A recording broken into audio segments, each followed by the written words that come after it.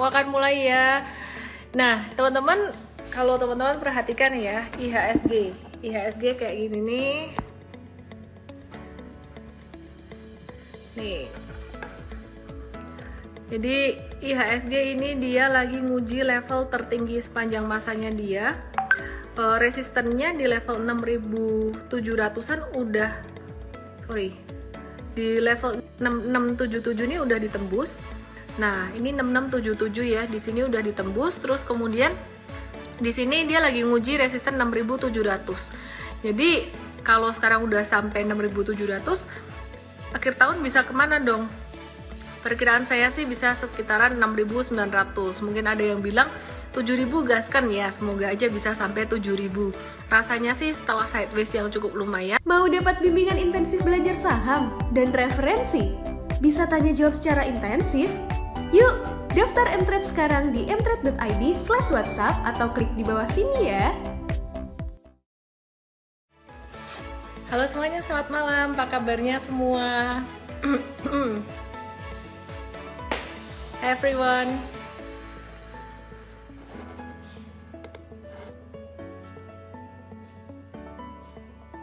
How are you semuanya?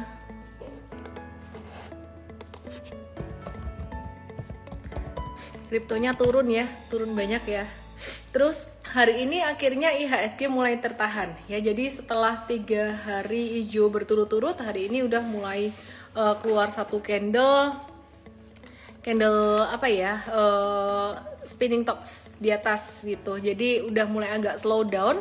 Dan ya, mau kemana IHSG ya? Kira-kira mau kemana ya teman-teman ya? Besok kira-kira naik atau turun ya? Halo Ari Purnomo, halo Bu Diana Natali, Juanda Cuan cuan terus.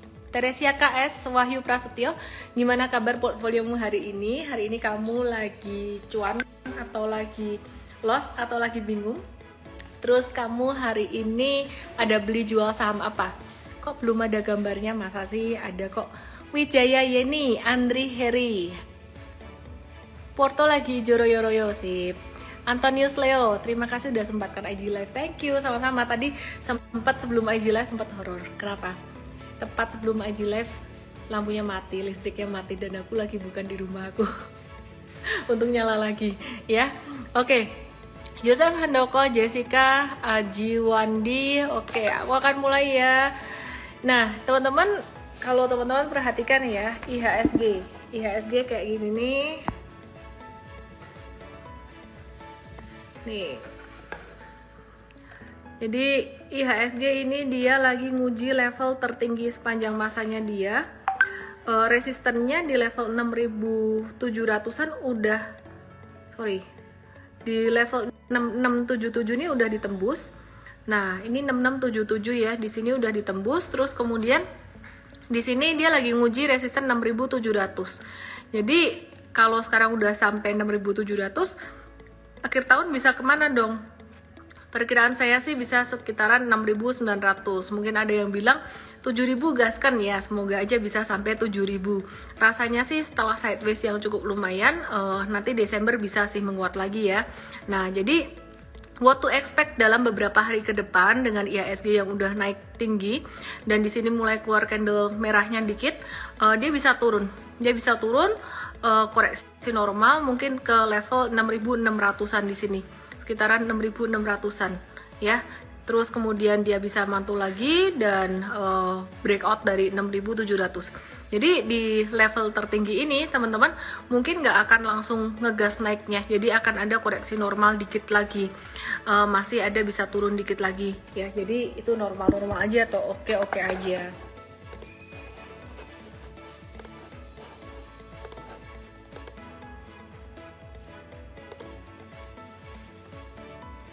WSKT gimana? Kemarin saya habis Instagram Live bareng dengan WSKT. Tadi juga habis ada Zoom webinar bedah emiten WSKT dengan Mtrade ya, dengan coach-coach Mtrade gitu. Udin Mahudin, Miss kasih tips biar Porto cepat tumbuh yang modalnya cuma 10 jutaan gampang. Top up terus. Nanti juga cepat tumbuhnya Portonya. Jadi mesti sabar teman-teman ya. Jadi di saham, di kripto, trading apapun itu nggak bisa mindsetnya digaskan ya, nggak bisa digas-gaspol biar cepet cuan gimana. Biar cepet cuan ya tradingnya pas lagi marketnya lagi uptrend, itu yang pertama. Dan kalau mau cuannya gede ya modalnya gede, tapi kan kita nggak bisa maksain modal gede harus di awal gede, mentalnya belum siap malah nanti jadi berantakan, malah jadi gambling gitu. Iwan Chandra 52090 Sido to the moon. Kita lihat ya, Sido gimana sih? Emang emiten ini fundamentalnya bagus juga. Hari ini nggak naik kok, cuman candle doji aja di atas 0,55%, naiknya nggak signifikan, tapi jangka panjang dia masih akan bisa uptrend. Syabira Bidin, selamat bergabung. Oke, aku akan review untuk sentimen global, teman-teman, ya. Aku akan review buat sentimen globalnya.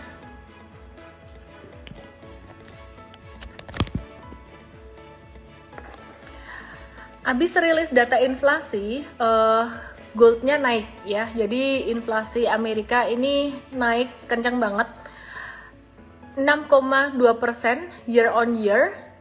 Dan ini merupakan tertinggi dalam 30 tahun terakhir gitu. Jadi dengan naiknya inflasi ini kita juga akan lihat untuk tenaga kerjanya gimana, jobless claim-nya gimana. Kalau jobless claim-nya semakin membaik, maka ada kemungkinan The Fed akan menaikkan suku bunga gitu. Dan ini juga yang dikhawatirkan oleh investor dan trader saham.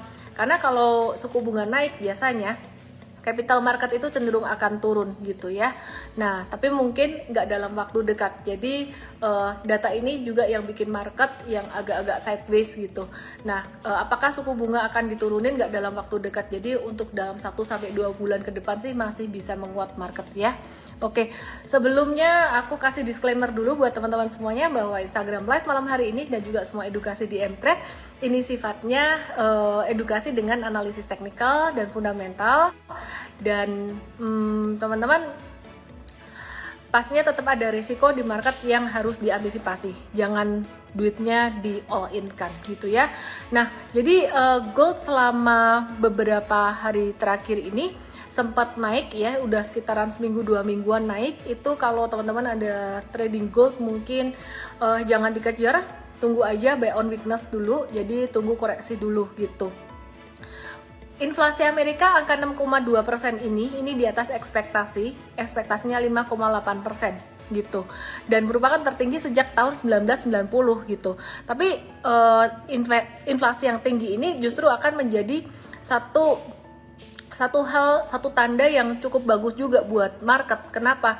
Karena ini menunjukkan ekonomi juga sudah mulai recover gitu ya. Jadi inflasi ini sifatnya masih transitory. The Fed juga masih stick on plan, nggak buru-buru untuk naikin suku bunga acuan.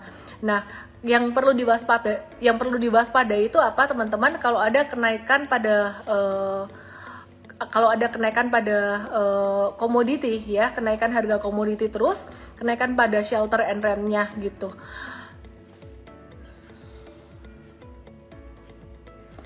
Jadi pada properti juga ya teman-teman, karena kalau properti udah naik itu agak susah turun, membuat inflasi tinggi permanen. Tapi sekarang masih transitory dulu gitu ya. Jadi belum akan ada kenaikan suku bunga dari The Fed. Nah, terus dari dalam negeri sendiri ya, dalam negeri? Masih dari komoditi ya, bicara tentang harga nikel. Harga nikel ini agak-agak turun dikit karena stok di China ini terancam menumpuk gitu. Dan meskipun demikian demand-nya naik ya, jadi nikel masih wait and see dalam jangka pendek.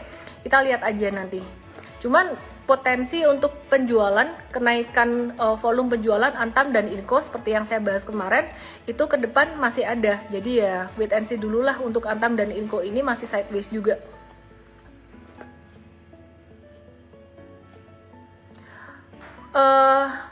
Ini ada kabar bagus dari UEA, Uni Emirat Arab ya. Ini akan investasi di Indonesia senilai $8 miliar tahun depan.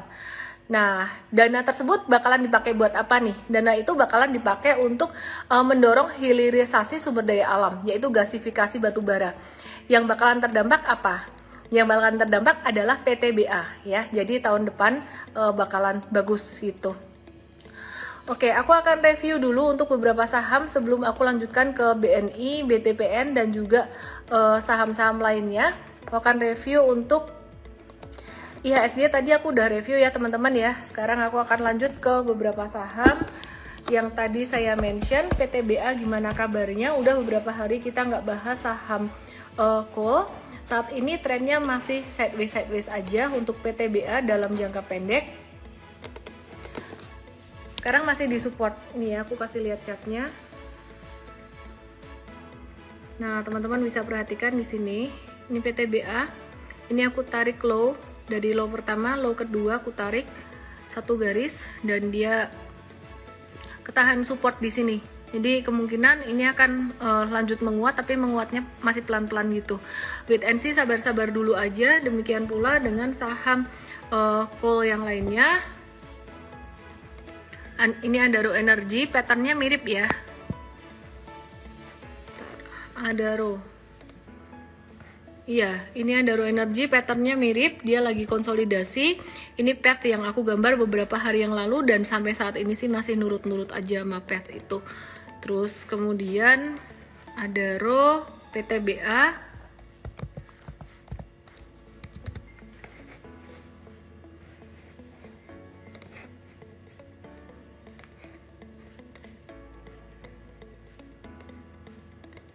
Ini Indi ya, Indinya agak-agak breakdown dikit tapi masih oke sih. Dia turunnya volumenya kecil gitu. Terus mungkin teman-teman pada penasaran dengan PTBA apakah akan berbentuk symmetrical triangle? Enggak, bukan symmetrical triangle sih, malah kemungkinan bisa jadi cup and handle tapi baru potensi membentuk cupnya. Belum confirm ya, jadi jangan dianggap cup and handle dulu. Oke, aku akan bahas saham, mau dibahasin saham apa ya hari ini yang hype banget naiknya kencang adalah Unilever. Aku bahas Unilever ya. Nih teman-teman, di Entret ada beli juga nih Unilever. Naiknya kencang ya, 6% ya. 6%. Jadi buat teman-teman yang beberapa hari kemarin sempat nyicil beli di sini, ini udah mulai naik. Pas kena supportnya, ini kan kena beberapa support ya. Ini support di sini, terus satu support ini, kemudian support yang kedua MA biru nih, ini MA 50. Jadi mantulnya bagus banget ya, tinggal ngehold aja. Buat teman-teman yang mau simpan Unilever untuk investasi, ya congrats, ini udah mulai berbunga dikit, hold kencang. Masih boleh beli nggak? Kalau buat investor boleh, kalau buat swing trader udah nggak boleh. Karena swing trader sangat sensitif pada perubahan harga. Kemudian selain Unilever, kita akan lihat untuk Indofood. Indofood ini juga sama teman-teman ya, saham-saham consumer good. Ini udah mulai ada tanda-tanda dia bakalan bangun lagi, bakalan bangkit lagi gitu. Jadi ya buat teman-teman yang belum dapat buat investasi ya masuk aja nggak apa-apa. Misal window dressing ada saham yang turun nggak? Yang turun yang udah naik kenceng. Which is sekarang banyak saham-saham lagi istirahat, rasanya besok kalau Desember naiknya bareng-bareng deh. Ini jarang ada yang sampai naiknya kencang banget. Sekitar 3 pekan terakhir itu udah pada slow down semua, udah mulai istirahat gitu. Terus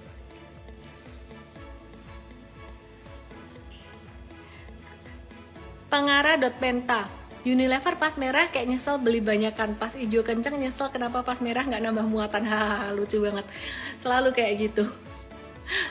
Supaya kamu nggak nyesel, Unilever udah naik, terus kayak belinya kurang banyak. Ini masih ada sih di Indofood dan juga ICBP.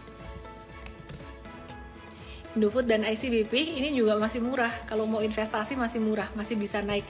Nih Andaru Malikul nanya HMSP. Jadi masih view aku masih sama untuk saham-saham consumer good kayak HMSP, GGRM, Indofood, ICBP dan juga Unilever belum berubah. Valuasinya masih murah dan kalau teman-teman mau beli buat investasi jangka panjang sekarang masih bisa. Meskipun tadi naik kencang tuh sekarang masih bisa. Cuman kalau tradernya swing trader udah agak telat ya. Di HMSP tadi juga naik berapa persen ya? 3,5%.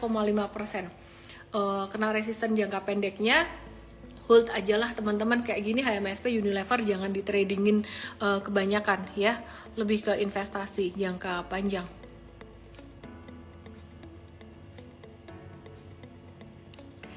Sabira Bidin, BSKT gimana? Kemarin habis nge-live sama Pak Presdir kok malah longsor. Tadi juga ada bedah emiten kok malah turun. Teman-teman, kalau saham mau right issue, satu emiten mau right issue, biasanya agak-agak turun dikit itu wajar ya. Jadi kayak BRI pun waktu right issue waktu itu juga turunnya lumayan gitu. Tapi kemudian ada pantulan, kelihatan banget BRI. Aku balik ke BRI ya. Jadi kita bicara dulu right issue-nya secara umum. Kenapa sih ketika right issue tuh harga saham turun? Karena banyak orang yang berpikir bahwa wah ini kalau aku nggak nebus bakalan terdilusi, dan tidak semua orang memutuskan untuk nebus. Jadi mungkin mereka berpikir jual-jualan dulu gitu. Dilusi itu artinya apa? Aku sempat udah jelasin beberapa kali. Misalkan satu emiten, satu perusahaan, dia punya 10 juta saham beredar dan teman-teman punya 2 juta, artinya kamu punya 20%. Nah, perusahaan itu menerbitkan lagi 10 juta lagi lembar saham. Teman-teman nggak nambah gitu. Jadi masih punya 2 juta aja. Karena masih punya 2 juta aja, maka yang tadinya 20% kepemilikannya berarti sekarang sisa 10%. Supaya tidak terdilusi teman-teman, kalau ada right issue gini mesti harus nebus atau menambah kepemilikan sahamnya, beli lagi gitu. Nah, nebusnya tuh di harga yang udah ditetepin gitu. Nah, pertanyaannya tebus atau enggak? Kita lihat ya di sini ya. Di sini waktu BRI right issue di area-area ini kelihatan nih turun. Dan volumenya turun juga lumayan. Tapi karena dia secara fundamental dia strong, dia secara fundamental kuat, maka banyak investor yang beli-beli di sini, gitu ya. Banyak investor besar yang beli-beli di sini nih. Dan kelihatan volume transaksinya, bukan valuasi. Volume transaksinya di sini juga naik dan menjadi satu tanda reversal yang bagus banget. Waktu itu kita juga ada live dan bedah emiten juga dengan BRI. Nah, pertanyaannya adalah sekarang bagaimana dengan waskita? Gimana dengan waskita ya? Sekarang kita lihat teman-teman yang menyimpulkan sendiri untuk beli atau enggaknya. Nah, ini waskita, dia mau right issue. Dia mau right issue atau menerbitkan saham baru. Sebenarnya uangnya juga digunakan untuk pengembangan. BSKT waskita. Hari ini dia turun, dia agak-agak breakdown dikit.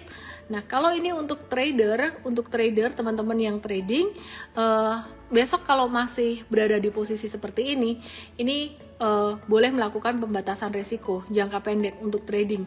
Nah, pertanyaannya adalah nanti right issue beli atau enggak? Tergantung. Kalau teman-teman mau investasi, ya silahkan dibeli. Tapi kalau enggak, misalkan buat trading aja, pertanyaannya beli atau enggak gitu. Kalau secara teknikal beli di market normal, misalkan teknikalnya bagus, kayak BRI tadi ngelihat wah ada V-shape recovery, volumenya bagus, boleh beli di market normal.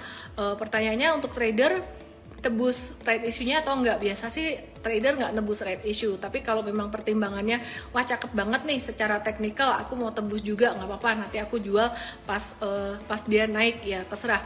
Jadi kesimpulannya kalau saya pribadi sih saya akan terus mengawal teknikalnya gitu sampai nanti tanggal deket-deket right issue itu. Kalau deket right issue teknikalnya bagus, cakep, ya dibeli aja, kalau nggak usah.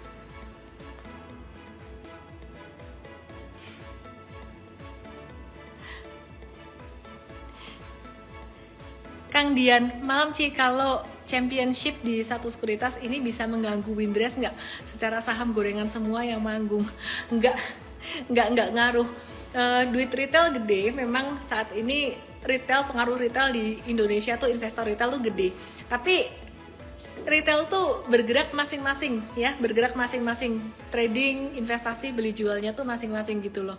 Nah, sedangkan kalau investor institusi itu mereka kompak. Jadi memang yang dilihat berdasarkan fundamentalnya, berapa banyak yang dibeli, kapan beli, kapan jualnya, itu semuanya terstruktur ya. Jadi mereka juga fokus pada perusahaan besar yang fundamentalnya bagus. Nggak usah khawatir dengan saham-saham second liner yang akan mengganggu pergerakan saham blue chip, nggak mungkin. Oke, sekarang kita lihat ngomong-ngomong tentang saham blue chip, BCA ya. BCA udah deket banget dengan resistennya 7.800. Be very careful, ini jangka pendek akan ada koreksi normal, bakalan koreksi normal sampai ke berapa sih? Mungkin sekitaran 7.500-an untuk BBCA. Terus kemudian selain BBCA, kalau kita lihat BNI. BNI ini juga agak-agak sideways beberapa hari ini, tapi arahnya masih akan naik teman-teman. Oke, kita akan bahas saham yang lain. HMSP, GGRM, komoditasnya Harum. Oke.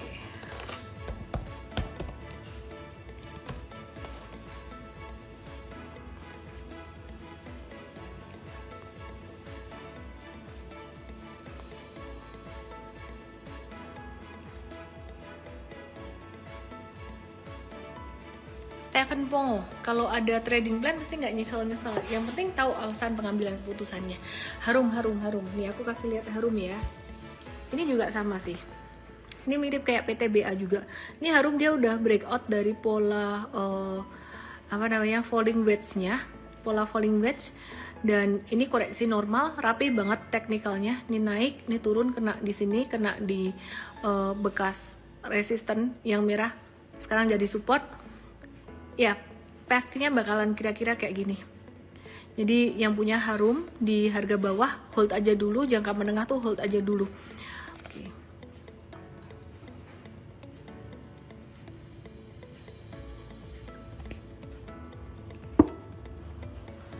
Positive vibes. Unilever beli sebelum pandemi 8.000. Turun terus pas pandemi, cut loss di 4.000, menangis. Kalau mau buyback sekarang belum telat buat investasi jangka panjang.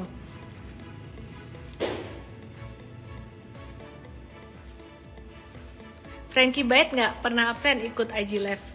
DM saya MT7 nama email WhatsApp ya, dapat MT 7 hari, nanti bisa belajarin seminar-seminarnya dari pekan lalu, 2 pekan yang lalu, dan besok juga masih free. Oke.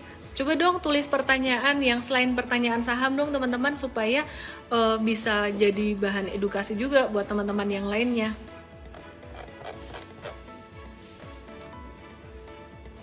Yang menarik teman-teman, ada sentimen menarik sebelum aku jawab pertanyaan-pertanyaan dari teman-teman ya. Kalau bisa pertanyaannya jangan cuma sebut kode saham, biar kita juga bisa bahas lebih detail gitu. BNI, kabar dari BNI saat ini lagi ngegandeng JDID untuk merilis kartu kredit buat belanja online gitu ya. Jadi kolaborasinya semakin bagus, sekarang lagi modelnya kolaborasi, lagi eranya kolaborasi ya, memperluas ekosistem dengan kerjasama dengan JDID ini. Harapannya penggunaan kartu kredit BNI untuk belanja bisa naik 4,3% secara year on year gitu ya.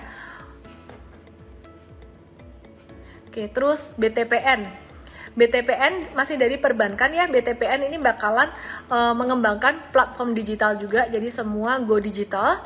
Dengan pengembangannya ini dia khusus untuk small medium enterprise business gitu.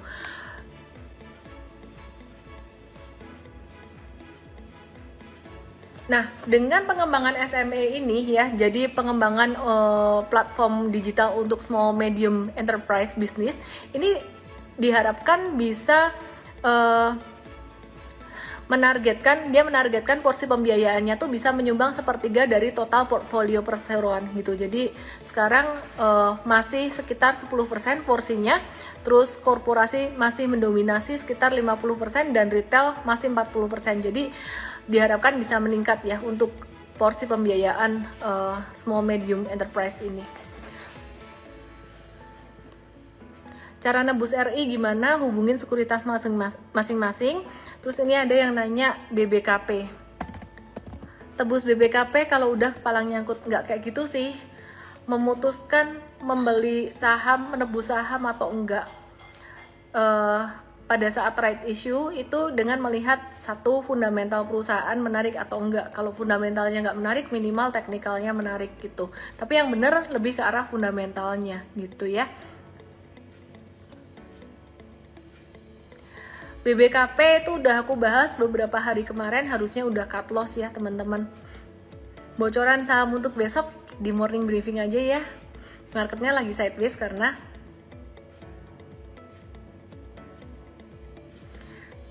WSKT RI Wika berpengaruh turun nggak? Lebih ke WSKT-nya daripada Wika-nya gitu. Abis ini kota ya dibahas. Kenapa kota? Banyak sekali. Nggak banyak banget sih, tapi ada beberapa tadi nanya kota. Downtrend aja dia. Ini posisi rugi nyangkut atau gimana? Cepat-cepat keluar deh. Karena kalau udah posisi gini, dia turun terus dan volume transaksinya semakin kecil, semakin kering, takutnya ntar malah nggak bisa jualan.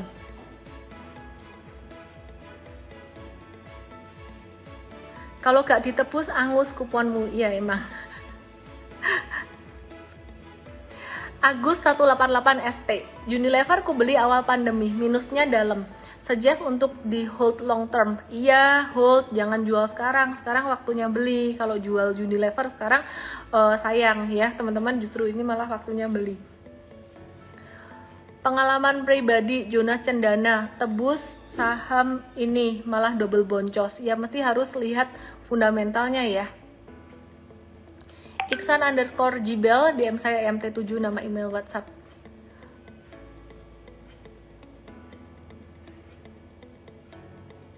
Ini pertanyaan Mariani Chua. Biasanya setelah breakout suatu saham pullback kita bisa masuk di Fibo berapa ya? Nggak harus pakai Fibonacci. Kadang kita bisa belinya pakai kalau pas dia koreksi ke area support, tergantung. Dia kalau breakoutnya dari sideways panjang, baru aja breakout, kita pakai garis horizontal. Tapi kalau dia breakoutnya kencang banget nggak ada remnya, kayak BBNI kapan hari, itu kita pakein Fibonacci, nunggunya di Fibonacci 38, 50 atau 618.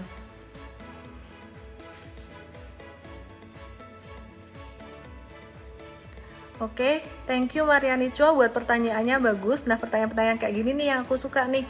DM saya MT7, nama email WhatsApp ya Mariani ya. Jadi biar bisa kasih insight buat teman-teman yang lain juga nih.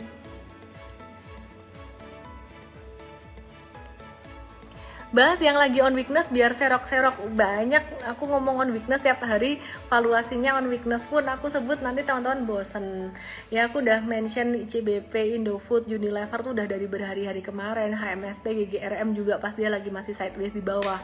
Saya nggak tahu seberapa banyak di antara Anda yang ikutan beli atau enggak gitu. Terus ya kalau masih ada duit sih. Terus kemudian saya juga ada mention, bukan saya sih sebenarnya, kerja tim Mtrade ya. Kita ada mention untuk saham BSDE, kita suka BSDE untuk properti, dan hari ini dia naik, dia confirm membentuk satu higher low gitu ya. Jadi bagus, masih bisa di hold.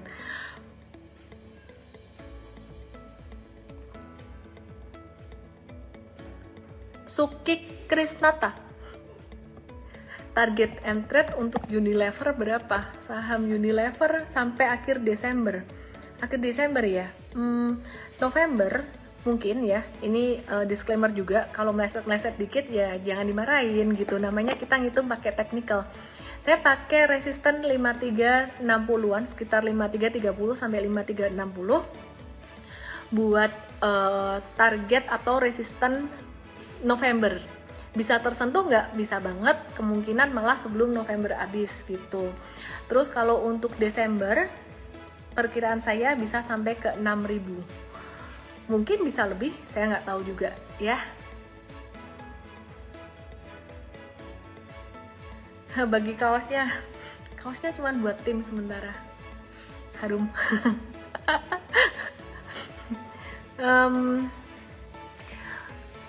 Breeze dong. Breeze masih sama juga. Ini tadi yang nanya sama apa yang masih bisa dibeli di bawah. Kalau Breeze ini aku main technical aja sih ya. Dia dekat area support 2030 ya. Jadi jangan bosen-bosen, masih sama kayak kemarin. Buat kamu-kamu yang sabar sih beli dan biarin aja, simpen. Ini di level yang menurut aku sih low risk, deket banget dengan supportnya gitu. Ini bagus nih pertanyaannya nih. Mofarid 56, mau tahu cara atur portfolio.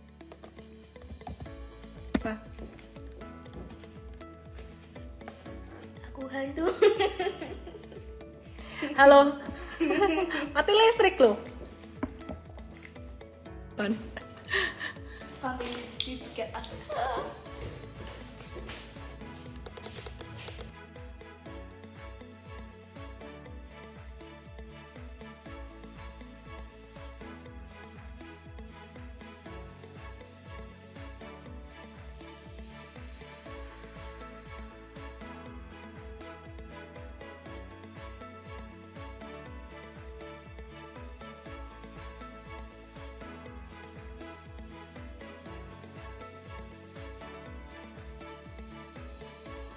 Oke, mau tahu cara atur portfolio untuk yang punya usaha? Yang punya usaha maupun yang nggak punya usaha, start semua, semoga nggak bosan juga sih. Sesiapnya kamu dengan resiko, ya udah gitu aja. Dan bagi dengan nominal yang sama sampai kamu hafal, terus mesti belajar teknikal dulu.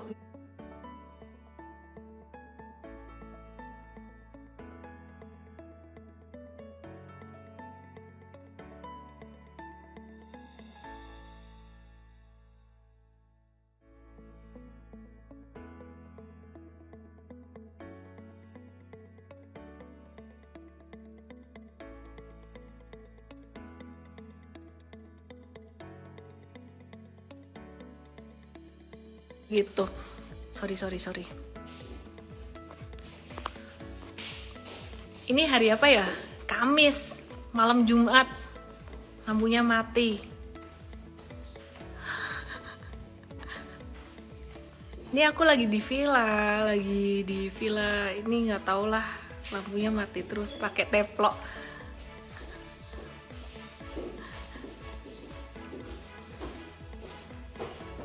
Ini bukan di rumahku. Falak, enak aja dibilang falak. Buka dan Cleo dong. Ini loh, masih satu grup dengan Cleo ya. Punya Pak Hermanto Tanoko Avian mau IPO ya. Jadi nanti kapan-kapan kita bahas juga ya. Ketawa lagi, diketawain, listrik mati, ketawain, sadis nih ya. Oke. Mia Karim, fokus kita belajar dulu, fokus nih.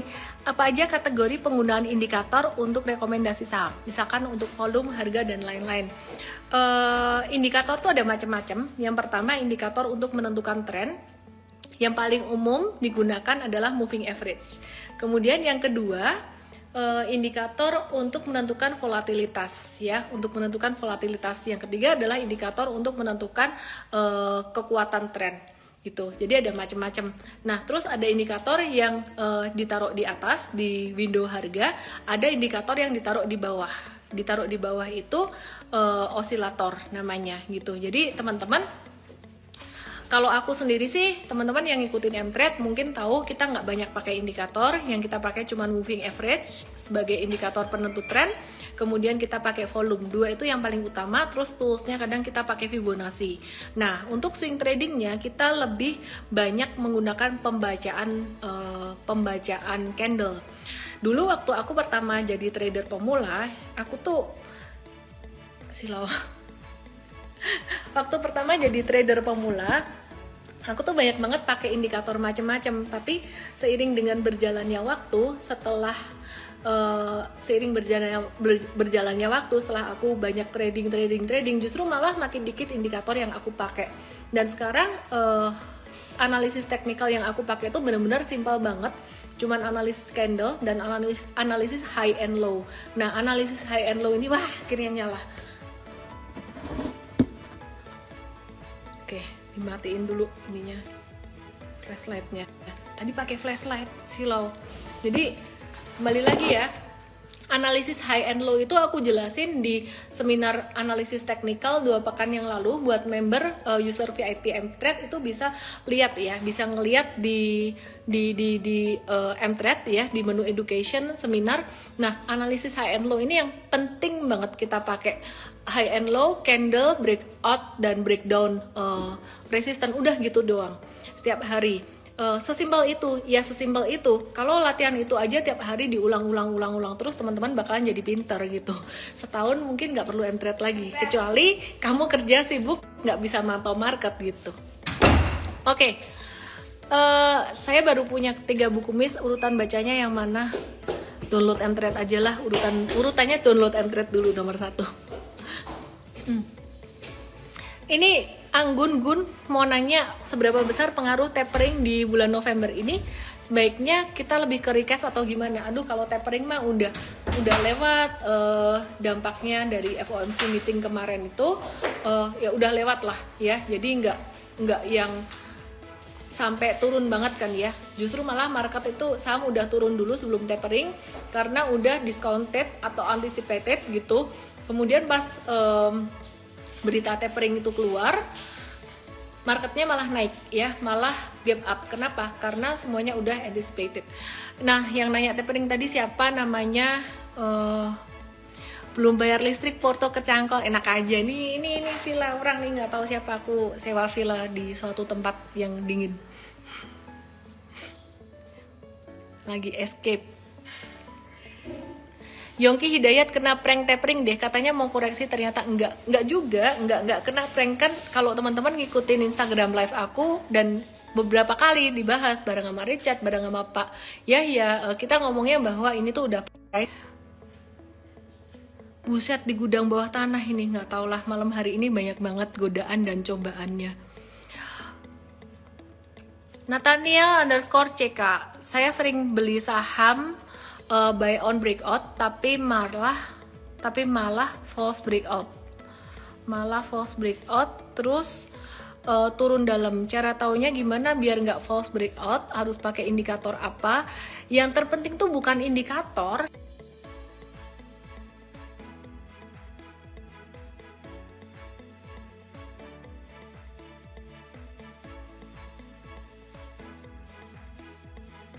volume turun. Kalau patternnya kayak gitu, itu artinya akumulasi. Dan kalau bisa breakoutnya, aku kan nggak tahu ya, Nathaniel tuh beli breakoutnya dari breakout gimana. Ada orang yang menganggap ini baru naik dikit, baru sideways dikit breakout, baru sideways dikit breakout. Bahkan kemarin naik, hari ini naik, itu dianggap breakout juga. Salah.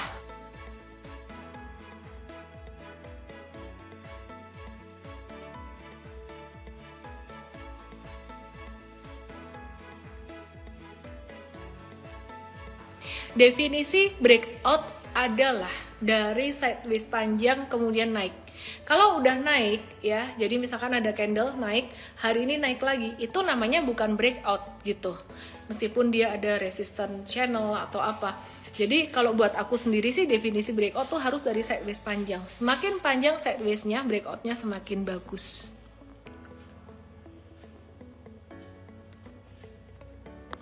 Miss tetap live walaupun mati lampu. Oh iya, terus aku mau ngapain?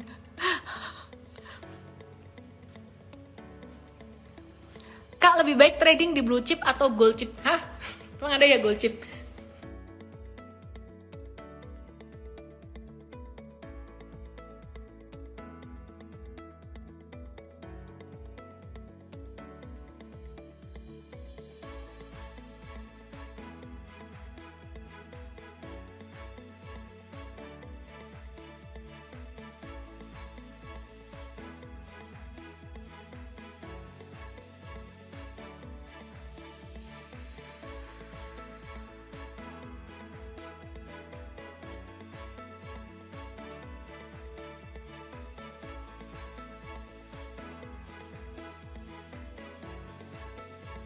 Lihat teknikalnya, patternnya, bentuknya gimana. Enak bottom fishing tuh sebenarnya kemarin enak tuh, aku sempat mention beberapa kali di saham-saham consumer good sih, consumer good yang udah jatuh dalam-dalam gitu. Cuman hari ini udah naik ya, anyway buat trader jangan masuk lagi.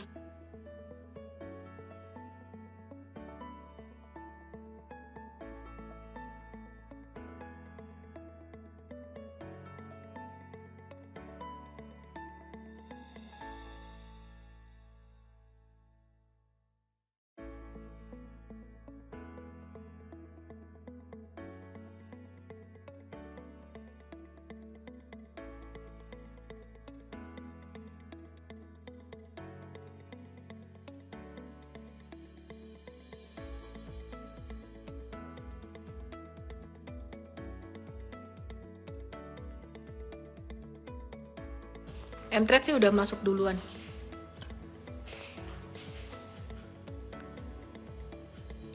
Hasbia Sidik, bagi tips screening saham dong. Screening saham nomor 1, lihat dulu saham yang frekuensi dan juga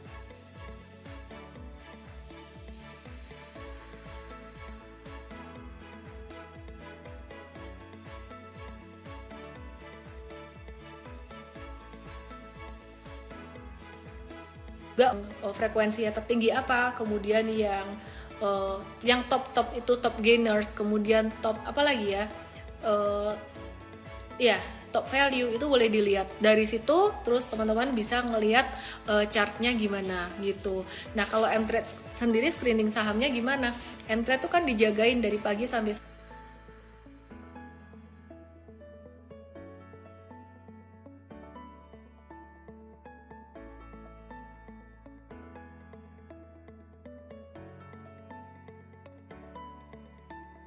sore, pagi sampai sore. Jadi kita nggak ngelihat kayak gitu pun kita tahu dari pagi sampai sore itu yang aktif apa gitu. Intinya sih cari saham yang aktif dulu kalau buat yang trading. Tapi kalau untuk investasi jangka panjang, screening atau pemilihan ya, yang pertama dari bisnis model dulu. Kemudian setelah bisnis modelnya, pangsa pasarnya juga bagus, lebih ke arah bisnis model yang defensif, kapitalisasi gede, fundamental bagus, kita lihat earningsnya gimana secara revenue dan earningsnya. Kalau misalkan dia masih bagus, baru kita lihat profitability, valuasi ya. Jadi bisnis model, profitability, kemudian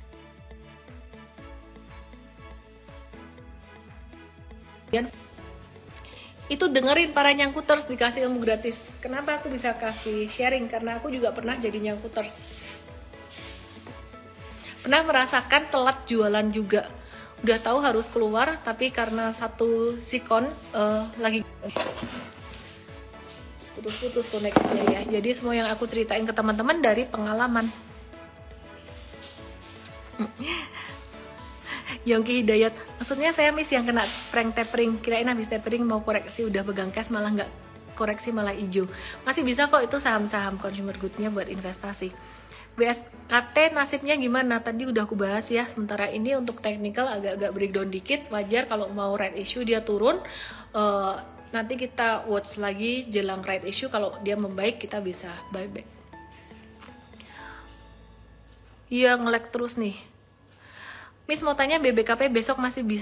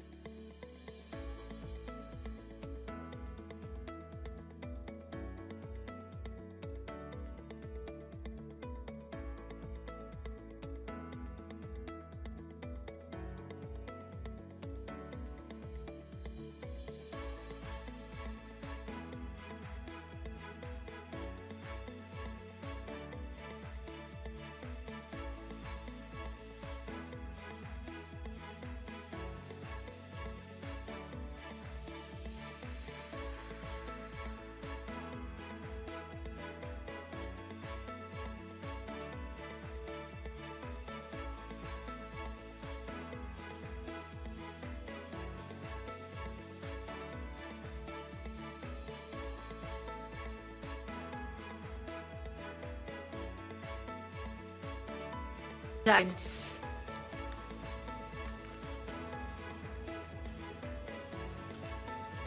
Justicia B1N. Kak, bagi tips dong kalau cut loss tiba-tiba sahamnya naik gimana? Ya wes, nasib.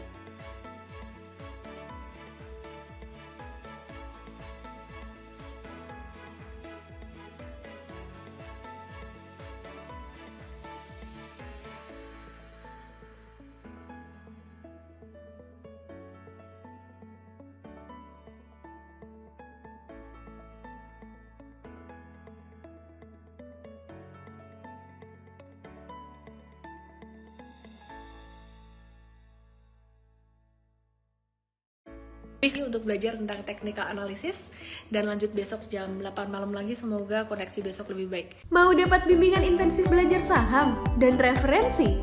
Bisa tanya jawab secara intensif? Yuk, daftar mtrade sekarang di mtrade.id/whatsapp atau klik di bawah sini ya.